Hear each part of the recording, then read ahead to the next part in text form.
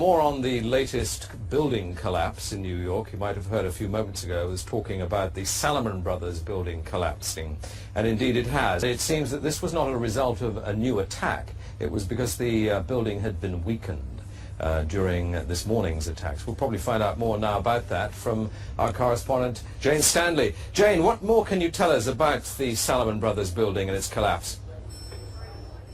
Well, only really what you already know. Details are very, very sketchy. As you can see behind me, the Trade Center appears to be still burning. We see these huge clouds of smoke and ash, and we know that behind that there's an empty piece of what was a very familiar New York skyline, a symbol of the financial prosperity of this city, but completely disappeared now, and New York is still unable to take on board what has happened to them today.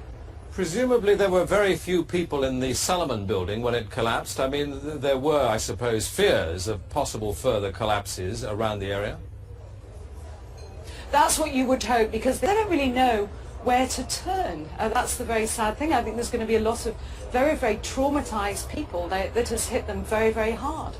Jane, I think many of us, when we heard the news, perhaps on the radio earlier today, were completely flabbergasted by it and just couldn't comprehend it. I mean, it almost sounded too far-fetched.